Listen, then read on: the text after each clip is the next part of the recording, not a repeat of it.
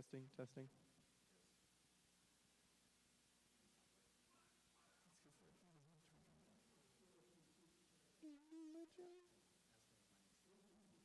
Does Rex's mic need to be turned on? Does his need to be turned on? His mic. Okay. Oh, there you go. All right, just let me know when we're good to go.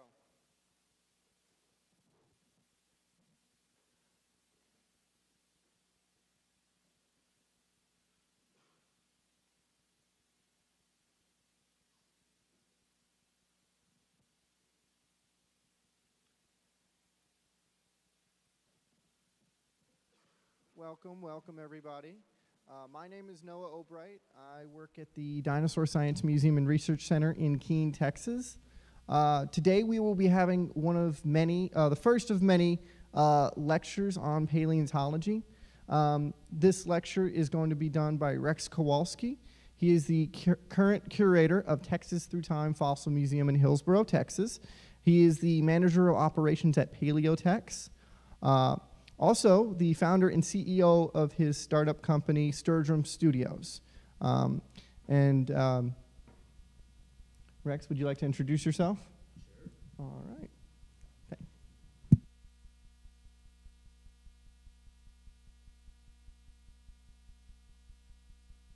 The Tyrant lineage. Oh, now you can hear me. It's going to be on the Tyrant lineage. Tyrannosaurs or especially Tyrannosaurus Rex, is what's called a model organism. So we know an awful lot about this animal just because we've done a lot of studies on them. It's been one of my favorites, hence the name Rex. But they are very unique species. And without further ado, we can go ahead and get into this. So the Tyrant lineage. Now, this is the discovery of a tyrant. So we have Henry Feldfield Osborn. Now, this guy right here, he was he was a geologist, also a paleontologist, and he was also not a very good guy. He was part of the Eugenics Society, so he would actually send out people to the far reaches of Asia just to prove that we did not come from Africa. So he was not a very nice guy at all, but he was the president of the American Museum of Natural History for about 25 years. Now this guy right here, he ended up hiring a guy named Barnum Brown. Now Barnum Brown, he was named after P.T. Barnum, which was the circus act, and they also called him Mr. Bones. Now this guy found some documented remains of Tyrannosaurus Rex. He actually found 2 different partial skeletons. And not only that, but this guy was actually both in World War I and World War II as a spy. So probably all around the world, he has some kin somewhere. I'm just joking on that one. So then there's some published findings. So Osborn, what he really did was the second skeleton that Barnum had actually found was named Tyrannosaurus Rex. The second one, we have Dinosaurus imperiosus. So after Osborn later on realized that, which was about 1906, he actually realized that the Dinosaurus imperiosus was actually the same skeleton as Tyrannosaurus Rex. Because Tyrannosaurus Rex was named first, it had to be coined as Tyrannosaurus Rex. Also, in the publication in 1905 for Tyrannosaurus Rex, a couple pages later on, he also named Albertosaurus. Now, it's just in a little footnote, but if Albertosaurus, is a fun fact, was named a couple pages before Tyrannosaurus Rex, then we would actually be calling this entire lineage the Albertosaur lineage and not the Tyrannosaur lineage. So then we get to the Tyrannosaur family tree. Now, we have over 30 species and counting of tyrannosaurs. We find new studies all the time. New species come out, and they're named across all dinosaurs about a week, every week. It's give or take either a week or a month, but we're in a huge explosion of dinosaur discoveries. So one of the species, Proceratosaurus. Now, this animal has a crest on its head. It's got really long arms compared to something like Tyrannosaurus Rex. You wouldn't think that something like Tyrannosaurus Rex would have came from something that had really small, really big arms. It had 3 fingers. And for Proceratosaurus, they thought that this animal was part of the Ceratosaur family. But under further investigation from the studies of the skull, we actually figured out that it is a species of Tyrannosaur. Next one we have is Guanlong. Now, these animals are coming from the one, Proceratosaurus was from Europe. This one right here is from Asia. So Guanlong does have a crest as well, really long arms, really long neck, and a slender head compared to something like what we know as today of Tyrannosaurs. But that's because they use those arms compared to something like T-Rex, which didn't really use those arms. Then we have Tyrannus. Now, this animal is really awesome because the smaller species of tyrannosaurs that we found, like Guanlong, Proceratosaurus, we found that they had feathers. So we haven't really found anything large in tyrannosaurs that actually had feathers until this guy right here. Now, there's another animal, and this comes out of the same formation. It's Cynornithosaurus, excuse me. But you can see those impressions right on the rock there. Those are actually feathers. So we know that a lot of our Allosaurus, which were the first animals that actually came with feathers, they gave rise to your Dromaeosaurs as well as your Tyrannosaurs. Then we have Allioramus. Now, Allioramus, it's got a really long snout, and it's got a little bit of a shorter neck compared to your other smaller Tyrannosaurs. Now, Tyrannus did have the 3 claws, but this guy had 2 claws. So you can see that it started to lose its claws over the time, and the arms started to get smaller.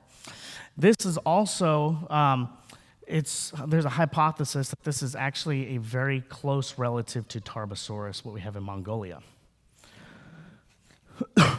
Now we have Stokessaurus. So the animals before that were from Asia and Europe, or one Europe, mostly from Asia. This guy right here, we actually find in the United States. What that means is there's a hypothesis that the tyrannosaurs are actually an invasive species that came over from Asia at one point in time, whether there was a land bridge or who knows. But we don't find anything besides this further down the line. But this guy right here, he was small, and he actually hunted under the shadows of Allosaurus, so our large allosaur animals. That includes our Carcharodontosaurids, like Acrocamthesaurus, even our Giganotosaurus from South America, and Carcharodontosaurus from Africa. We got Gorgosaurus here. Gorgosaurus is an awesome animal because this animal was actually, as you can see, it says coexisted with other tyrannosaurs like the Splitosaurus. So this starts to bring an ecological niche into the picture, whereas your allosaurs, you had the main apex predator, which was a type of allosaur, and then other animals like dromaeosaurs and troodons, stuff like that, troodontids. Whereas tyrannosaurs started to fill different niches, which is really cool. Then we have Albertosaurus. Now, there was a huge thing on Albertosaurus, whether or not Albertosaurus was or Gorgosaurus was actually an Albertosaurus. But I think we have enough evidence now to point that Gorgosaurus is actually its own species as well as Albertosaurus. Now we have Teratophonias. Now, this is a really cool one. So on the table, we do have a couple of Teratophonias fossils here and a couple replicas. Teratophonias you can find in Utah. You can also find some partial material in New Mexico and even in West Texas. Most of this stuff is actually dug up from West Texas. So this is a really cool, smaller, more agile Tyrannosaur compared to your Tyrannosaurus Rex, the big tank. Then we got the Splitosaurus. Now, the Splitosaurus is a large Tyrannosaur, close to like a Tyrannosaurus Rex, but there are certain things that indicate that this animal right here would have been around around the same time as Tyrannosaurus Rex. So Tyrannosaurus Rex came a little bit later. But then we have Tarbosaurus. Now, Tarbosaurus, we're going back to Asia for a second. This animal was found over in Mongolia, and I have a jaw sitting right here on the table from a Tarbosaurus. The guy that actually found the jaw, this is the replica of it.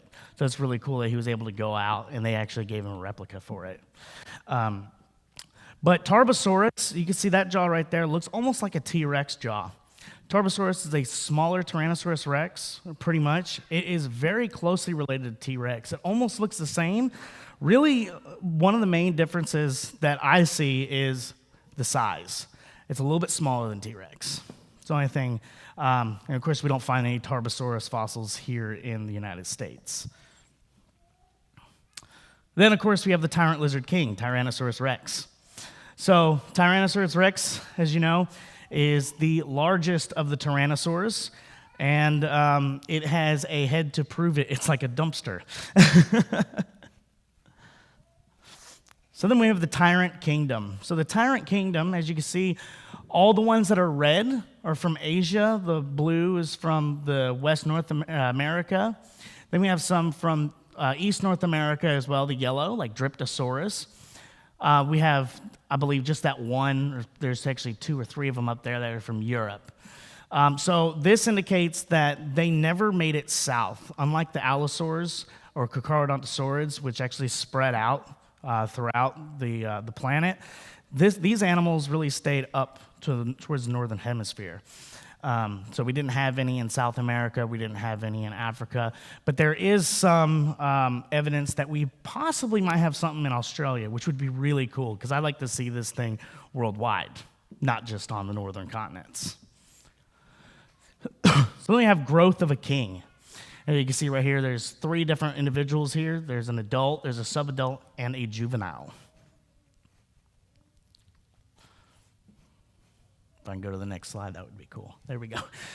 All right, so this picture here, you can actually see that Tyrannosaurus Rex, at about 10 to 15, it started to go up in size, but then right after that, it completely balloons. It gets massively huge, and it levels out about between 20 and 25 compared to something like your Splitosaurus or Gorgosaurus or even Albertosaurus, where they incline, and then they just they're done. And then here's a photo right here, the top left here. This is a recreation of Chomper. We do have just some small material of Chomper, but to the right of that is a 3D printed skull named LB. Now this is modeled after Chomper, but that's actually this guy right here.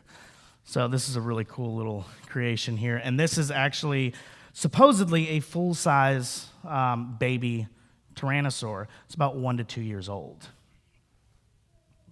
Very large eye sockets compared to something like a Tyrannosaurus Rex that has a little bit smaller, so they really grow into their skull. And then we also have a juvenile here on the left.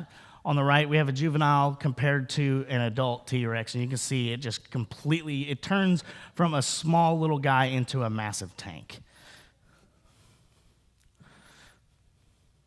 Now we got sexing a T-Rex. So I have Ian Malcolm here, and the reason why I actually have him on there is because we can't just go out into the field today and actually pull up the dinosaur's skirts to figure out if they're male or female. Now, I wish we could. And then on the right is just a male buck tyrannosaur and the female doe from the Lost World. So then we got this right here. This is Mary Schweitzer, North Carolina State University. This is how we found out one of the tyrannosaurs was actually a female. Bob Rex, or B. Rex, is what it was named after the person that actually discovered it. They had a femur that they gave her to make a slice and actually put a little bit of it in acid. Well, she sat it in acid, and within minutes, it completely ate the bone. The only thing was left was this weird stringy material. Now, this stringy material was actually some tissue. So it's really cool because it looks like it died yesterday. It did have red blood cells, but of course no DNA, so we can't technically make a Jurassic Park just yet. We need the technology. But on the top right, that is part of the femur, and you can see that MB in the center there. So that's called medullary bone. Now, all dinosaurs, they actually created medullary bone, and that is within minutes before the eggs are laid. The only other animal we have today that actually has that is birds of today.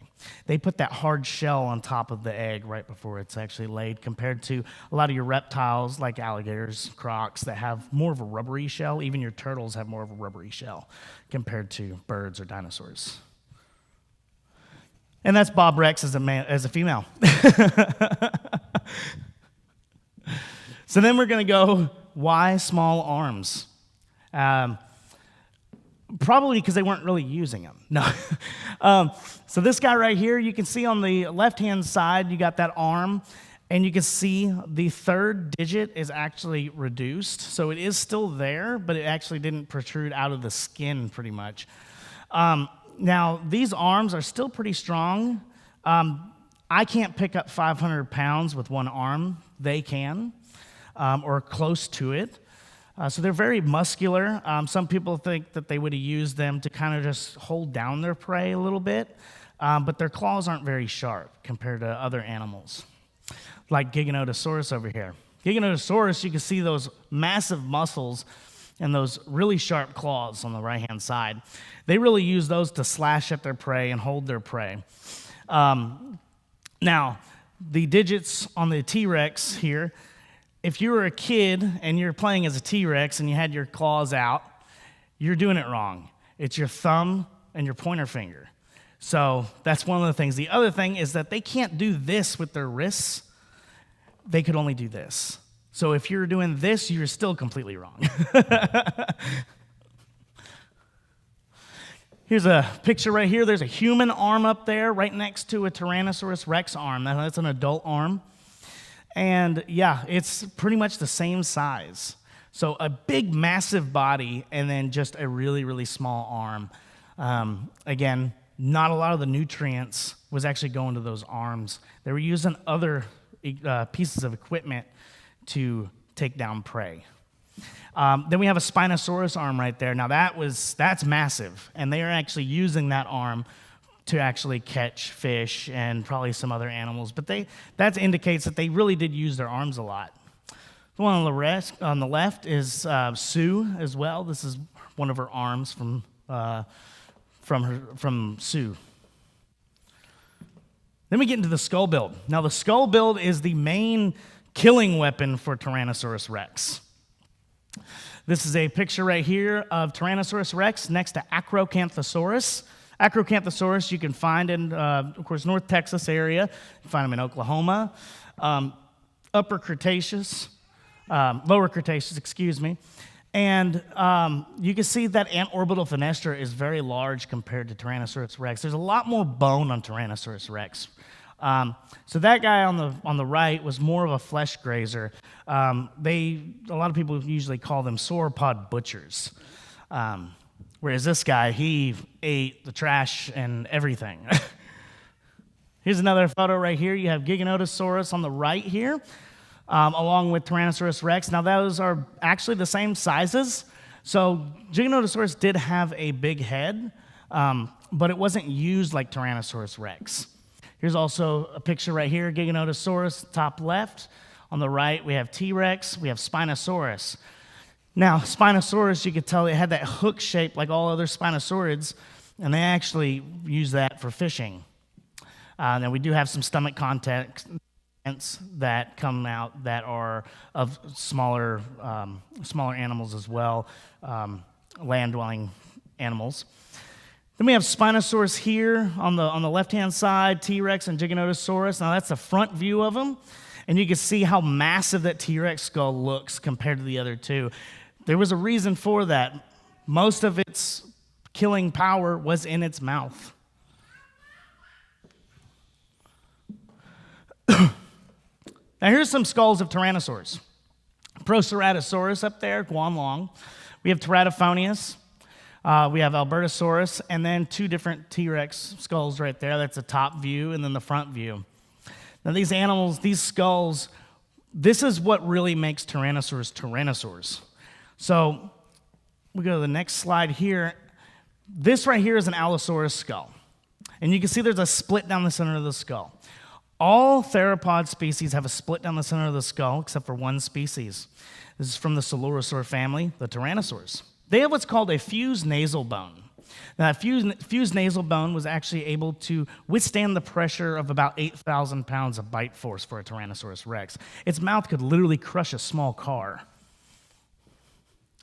And you can see this is a depiction of what a Tyrannosaurus Rex would have looked like with the muscles. All that nutrients, we didn't need arms. All the nutrients went to the head. And you can see it actually shattered bone right there, too. So this right here, this is the lawyer on the toilet from Jurassic Park. So you're wondering if a Tyrannosaurus Rex could fit a lawyer in its mouth? It definitely can. We do the measurement, and it can do it in one bite and swallow you whole. So we have Eyesight here. Yeah, it's a goofy picture right there. But we have the top left, we have the scene from Jurassic Park with Alan Grant there. And that whole thing was, it can't see you if you don't move. Unfortunately, that's incorrect. In the book, they described the reason why it could not see you is because of the amphibian DNA. Some frogs, it can't see if you don't move. I wish they would have explained that in the movie, but unfortunately they didn't. So you can actually see the binocular vision. This thing could see clearly for miles, way better than our eagles and hawks of today. And the eyes are the size of softballs. So if you hold a softball in your hand, you're like, man, that is a T-Rex eye right there. That's crazy. Then we have sense of smell. So the sense of smell, those right there, those are olfactory bulbs. They're huge. They are the largest that have been on Earth, like on our land mass. They are huge. They can smell clearly around 3 miles.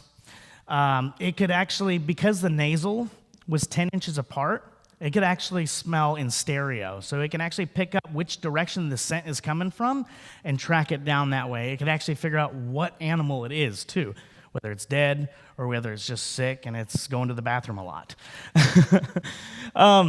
But it could actually come into this auditorium here and be able to pick everybody's individual scent.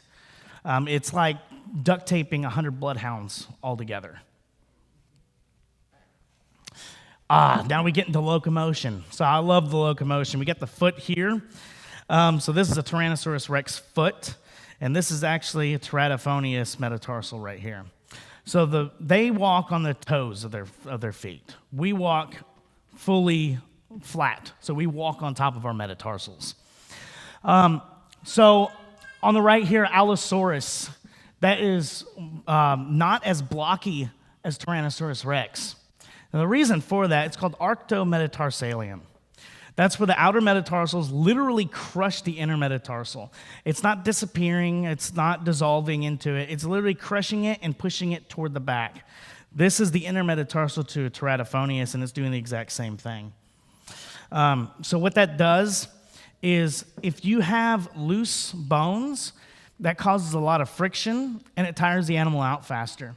It loses the energy compared to something that's built as a block, so it can use that energy to be able to lift off the ground faster. So this thing right here would have been about the same speed as about an Olympic sprinter, with 15 feet per stride, almost. And this animal would have been holding its speed for a pretty long period of time. So you are not going to outrun this predator. You can't hide from it because it can smell you, and it can definitely see you if you stay still. Not a good idea. There's also a shot right here of the T-Rex chasing the Jeep from Jurassic Park. Now, I know it's not moving right now, but that's okay. So the T-Rex chasing the Jeep, that would not have really happened. When you check speeds of animals like what animals are living today, you can actually see that a lot of people, they'll get into their Jeep, and they'll be driving up next to the animal, like let's say a rhino, and they'll ask, one will yell at the other, how fast is it going? Well, we're driving 25 miles an hour. Well, that must be its max speed. That's not how you do it. That's kind of guesstimating. One way that you could possibly do it is by putting a rhino on a treadmill. Well, that would be a terrible idea. So then we get into the maxillary teeth. So maxillary teeth, those are the large bone-crushing teeth. Those are the railroad spikes, the banana-shaped teeth. I have a tooth right here. This is a massive Tyrannosaurus Rex tooth. It's a beautiful tooth. Now, they were used for bone-crushing bites, and you can see on the right-hand side there, that's one of the roots. But this thing right here, they can get about 13 inches long with the root. Another shot here. This is Tyrannosaurus Rex on the left, bottom left, Proceratosaurus and Spinosaurus. You can really tell what the difference is that they would have eaten. And then at the top left, that's a Velociraptor mongoliensis skull next to a rooted Tyrannosaurus Rex maxillary tooth. So that's another Jurassic Park myth. Would a Velociraptor attack a T-Rex? No. Now, that Gorgosaurus tooth in the center, that's kind of like this guy right here. This is an Acrocamthesaurus tooth. It's pretty big. It's pretty wide, but it's used more for flesh. And the way that we can tell is, see how thin that is compared to something like this. It is massive.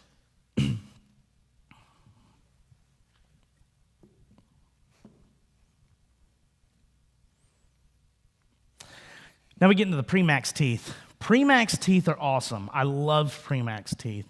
So Tyrannosaurs have more of like a shovel face rather than an arrow-pointed face, kind of like your Allosaurus or even your Dromaeosaurus. They have what we call incisors. Now, some people don't call them incisors because only mammals have incisors, but there's a few of us that call them incisors just because they're completely different than any other theropod. They have like a shovel-like bite to them. And you can see right up there on the top that how weird they look right there. And then you got Allosaurus there with the Tyrannosaurus Rex. Now, this is a Premax tooth here. So they have a rounded front, and they have like a U-shaped serration on the back, which is very weird. Most teeth, they have serrations on the front and back, whereas this guy right here, they were using these teeth for something else, so the serrations on the back really help. And if you were to cut this tooth in half and look right down on it, it would look like the capital D. There's a jaw right here of a Tyrannosaurus Rex, just like this Tarbosaur jaw. They look pretty similar. This one's a lot bigger. But you can see that the teeth are replacing themselves, and you can see how long those roots are. Now, Tyrannosaurs, along with most theropods, if not all theropods, they actually replace their teeth every 3 months their entire life. So they didn't need a dentist. If they had a toothache, they just break it off in some other animal. Now, this is where we get into the question, is it a scavenger or is it a predator? This right here, we have a sacrum. This is to a Triceratops. Now, we found this. There's sections of it that are actually chewed off. We know it's a tyrannosaur, but how do we know it's a tyrannosaur? So we actually took some putty, put it into the holes of that, let it dry, and pulled it out. That rubber putty is the exact same shape as a Tyrannosaurus Rex tooth. So they can actually leave their impressions in the bone themselves. That's how powerful these teeth are. And there's a rooted tooth right there, just to give you kind of an example of one of the teeth that would have done that. This right here, there's actually a discovery of 2 juveniles that actually fought each other.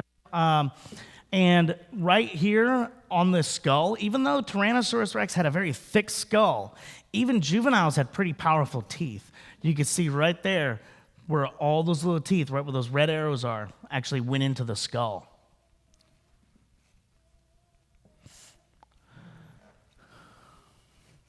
Now, this we also found there's a Premax tooth. That's a beautiful Premax tooth. This is a humerus from a Hadrosaur from Mongolia. Now, we do have the entire skeleton in Mongolia, and it's pretty well preserved, actually. The only weird thing is that it's missing the arm. It's got the humerus, but that's it. So what happened was we actually discovered that this animal died and actually washed down a riverbank and was covered up. The only thing that was sticking out was an arm. Now, this is evidence of scavenging, 100%. A Tarbosaurus actually was walking along and actually saw the arm sticking out. Of course, it's hungry. It's massive. And it went after the arm. Now, you can actually see all those little bite marks there, which is really, really cool on it. And what they were doing, we've had other bones actually discovered from Tyrannosaurus Rex, or that were fed on by Tyrannosaurus Rex, like ceratopsian bones and even some hadrosaur bones here, where they have scrape marks just on one side. And it's really weird because they can't move their jaw side to side, so they're not biting and kind of like tearing that way. What they were doing was they were using these Premax teeth, and they were going after areas on the bones that have a lot of tissue and a lot of muscle attachment, and they were just scraping all that tissue off, just like what we do with Oreos. We take the top off, and we scrape the cream away with our teeth right in the front here. So they're very particular feeders. Now we have evidence of predation. So this right here, this is a caudal vertebrae or tail vertebrae to a hadrosaur. Now there was a lot of buildup right on the side of it, and we actually noticed there were two vertebrae fused together. Now why is that? Well, inside, through a CAT scan, you can see there was actually a maxillary Tyrannosaurus Rex tooth lodged in between it, and it healed. So this meant that it actually got away from a predatory event. It healed, it got older, and then it died later. So this is great evidence that they were also predators. But I wouldn't pass up a free meal. This right here, these are modern opportunistic predators. Sure, we have animals today that would definitely go after a prey that's already dead. They are not losing any energy trying to take down a predator or another animal to eat when there is a free meal just sitting right there. Now, another thing is, even though they do take down those animals, they do take on like elk, moose, stuff like that, they will sit there and continuously eat on this prey animal until there's pretty much nothing left. So if a Tyrannosaurus Rex had taken down a Triceratops and eaten it on multiple days, there will be nothing left. So that sacrum on the other slide really gives us some evidence of possibly scavenging, but we're not 100% sure. Now this right here, this gives you that ecological niche I mentioned earlier. This is really cool. So we have a lion, which would be like an adult Rex, or apex predator of the savannah. Then a cheetah, subadult Rex. It's a lot faster. Would have went after a little bit smaller prey. And then, of course, our hyena, juvenile Rex, smaller prey, even some scavenging as well. Now, what's really cool about this is that these animals, not only do they have the Rexes, but we also have another animal that's coming into the picture. This is another photo right here, just of the size comparisons between an adult Rex, a subadult, and then a juvenile. And this is one as well. That Rex right there took down a Triceratops, a larger prey animal, whereas this guy is coming after the small guy. Now, we know 100% that you look at National Geographic and you see animals in the wild like lions, cheetahs, hyenas, stuff like that, even wolves. They don't go after fully healthy animals. They go after the young, the sick, and the old. So, unfortunately for Discovery Channel, there's always an adult T-Rex versus an adult Triceratops that's fully healthy. That's a bad idea. because any kind of blow to a Tyrannosaurus Rex can be fatal, 100% fatal. It has to hunt to survive. If it has a broken leg, it might not make it. That's with all predators nowadays, too. So then we get into social behaviors. Ooh, this is a very hard one. It's really hard to figure out social behaviors in fossils. But we have this right here. So this is the Dry Island Buffalo Jump Province Park. Now, we did find 26 Albertosaurus specimens from there, between 2 to 23 years of age. Now, the possible reasons for that, it could have been a drought. It could have been there's a massive food source there. Or they were actually hunting in packs. They're pack hunting. Again, we are not 100% sure. I wish we could find a way to figure that out. We do know that CAT scan analysis on a Tyrannosaurus Rex skull shows that the brain capacity was actually able to think critical and be able to communicate very well with other Tyrannosaur species. So that's one good thing about that. But as for bones, we just have no idea if they had social behaviors. This is another one right here, rainbows and unicorns. Now, this is a modern one. This is a new one. I say modern. This is described in 2021. So this bone bed here was about 4 to 5 Teratophonias individuals, about 4 to 22 years of age. Again, this is another possible cause, drought, food, or they're actually working in packs. This skeleton right here is the skeleton that was actually featured in the mansion in Jurassic World Fallen Kingdom, and we do have it at the Museum of Texas Through Time. We will be closing that part of the museum down at the end of this month, so if you haven't gone, we would love for you to come and check it out. It's awesome. Also, you can see the ilium, which is part of the pelvis on that Teratophonias. I have an ilium here on the table that was found in West Texas. This ilium here was to a Teratophonias, but this guy right here, I picked it up and I put it up right up against that guy. This guy is bigger than that one.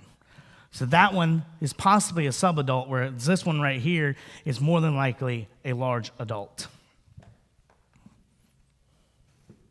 Now, this is the other species I was trying to mention earlier, Nanotyrannus.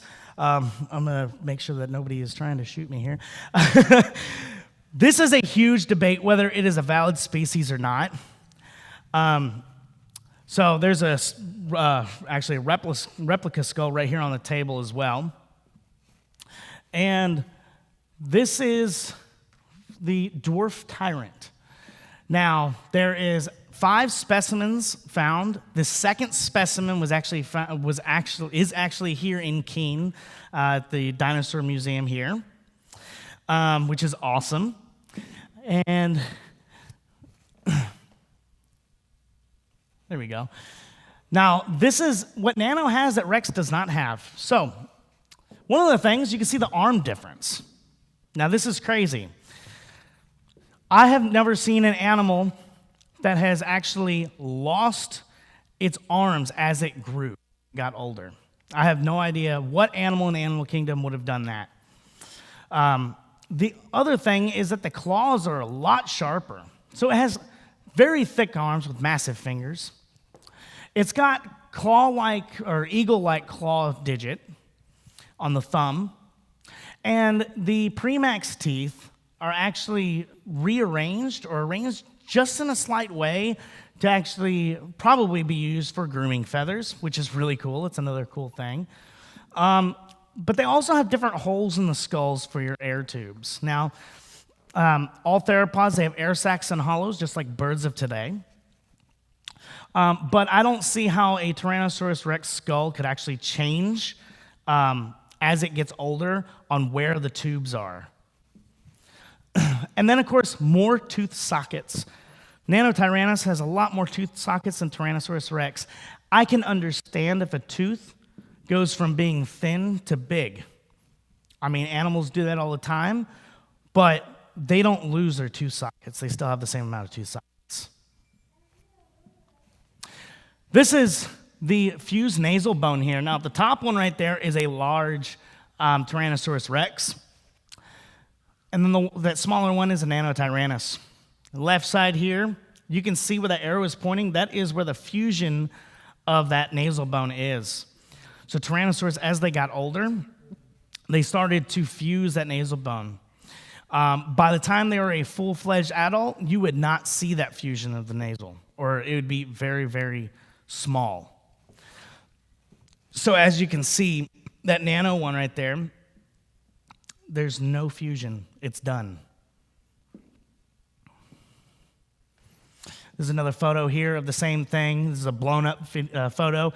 You can actually see the Tyrannosaur one versus the nano one on the top. So which one was the older animal? The nano was the older animal, just because Tyrannosaurus Rex here still has that fusion line. Now we get into the teeth here. So we have a baby alligator and then an adult alligator. These arrows are pointing to, there's a smaller tooth right there that's actually to a juvenile. And then the one on the right is to a subadult. So they did get thicker as they got older.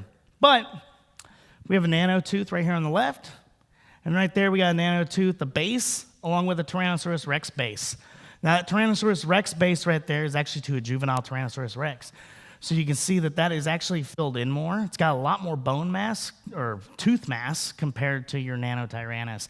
And the shape is just a little bit different. And they're approximately about the same age. So now we get back into this right here. We have Tarbosaurus right there. We have Asia and Laramidia. So when a species closely related to Tarbosaurus actually came over, that was where Tyrannosaurus Rex really came from. Tarbosaurus is the closest relative to it. So what would have most likely happened if Nanotyrannus is a valid species, which I do believe it is, then it would have had a split off between Tyrannosaurus Rex and Nanotyrannus, and that would have helped with the ecological niche in the ecosystem as well. Of course, we have death of the king. So unfortunately, our non-avian dinosaurs are no longer around, which, I mean, these things are really cool compared to a bird today. You see this skull and you're like, man, I want to see that again. Until it's fleshed out and looking at you and want to eat you. Without them being found in the ground, we would not have all the information that we have today with these studies on them. So they are a lot of fun to study, and I hope that we can discover more on these. We're always learning new things. Things change all the time. So maybe a couple weeks, maybe a month from now, the things that I said might be outdated already. That's how fast this stuff works. This is some of our information here. Text through time, Hillsboro, Texas. This is our location, our hours. You can check us out at the website here. This is my company right here, Surgeon Studios. You can also check us out the website and some Facebook, Instagram. We also have a YouTube channel where this video will actually be shown as well. And then we do have our Dino Movie Nights. Surgeon Studios presents Dino Movie Nights at the museum that's outside. It's a lot of fun. The next one is December 11th, which is next Saturday at 6 p.m. It's free admission. Come hang out, have fun.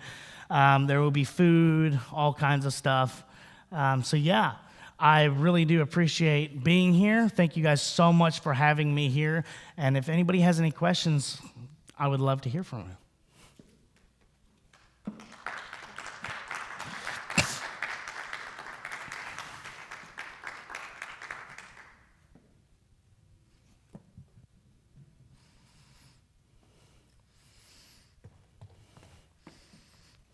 And is there any questions online or anything, maybe? Are we able to see questions on the live stream? I don't know. Hey, are we able to see questions? He's got a question. You want to bring the microphone to him? Is it Dr. Schreiber? Yeah.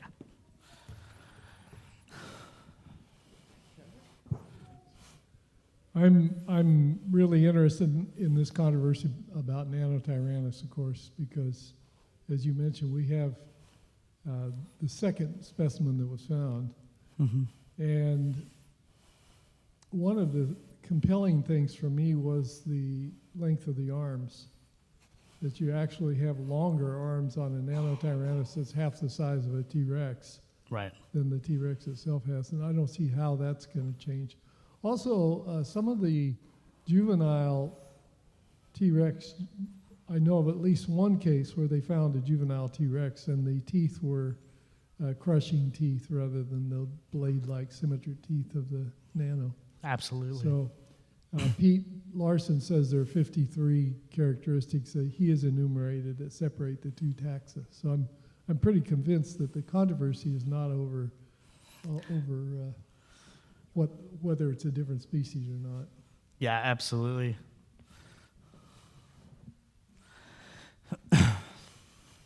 Anybody else? You don't need it, Norwich? Okay. Is this a done deal that it's pretty certain that T-Rex was a predator as well as maybe an opportunistic carrion eater, or strictly a carrion eater? Is that, like, I'm not a paleontologist, so. Okay. That's all right. So, yeah, I mean, we have evidence that these animals were predators. It has to deal with, like, for instance, that caudal vertebrae, where we actually found that a tooth was lodged into it, it had rehealed, and then the animal died later on with the tooth still in it. A lot of predators today do that. Yeah, I mean, I'm 100% certain that this animal was definitely a predator as well as a scavenger, just like our animals are today.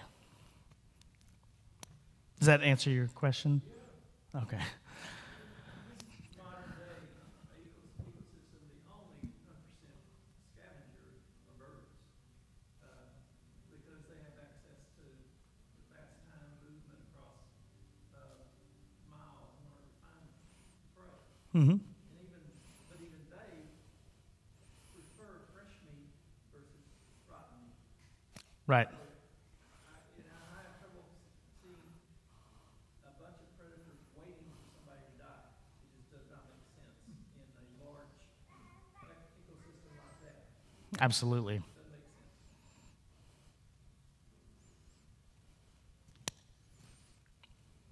Yeah. I noticed on the replica of choppers that you have on the table Yeah. that the front nasal section is very flat compared to fully adult Tyrannosaurus. Mm-hmm. Would it have kind of shaped out as it grew up, or is there type of crushing? No, so yeah, it would have actually grown. So you can, on this close up, you can actually see that there is some of that build, like the nasal build. They actually grew into their skulls. So being flat and narrow like that, it would have gotten a lot bigger. Almost like, a good example is this nano right here. See how it's way more taller now? It would have grown into the skull as that guy right there. Does that kind of answer your question? Okay. It's a cute little guy though, isn't it? With big old eyes. You can't you can't not say that that's cute.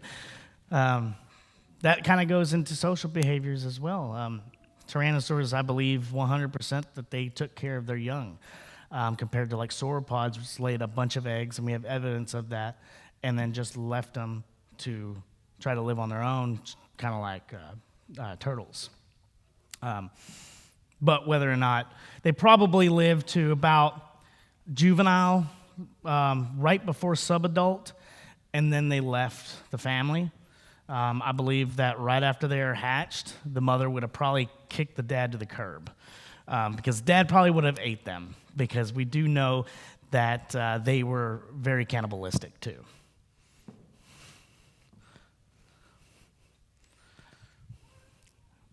No other questions? Okay. Do you have a question? No, I do not have a question. Thank you so much, Rex. Yeah. Yes. Absolutely. Like I said, this is not the only lecture we will be doing. We'll be doing a lecture next month on Texas fossils. We should be doing a lecture it's December now, so we'll be doing a lecture in February on Texas dinosaurs. I'm trying to get a lecture done on aquatic reptiles. Keep up to date with us. These dates aren't set just yet, but they will be. Rex, we want him to come back, seeing about doing a lecture on dromaeosaurs as well. So Thank you so much, Rex. He has a table set up in the back, so if y'all want to stop by, any donations or support to Sturgeon Studios helps him keep coming out and doing events like this, helps us keep movie night and outreach to people on dinosaurs and paleontology. All right. Anything else to add? Thank you. Thank you guys so much, and thank y'all for tuning in on the live stream. Let us know, send us any questions, and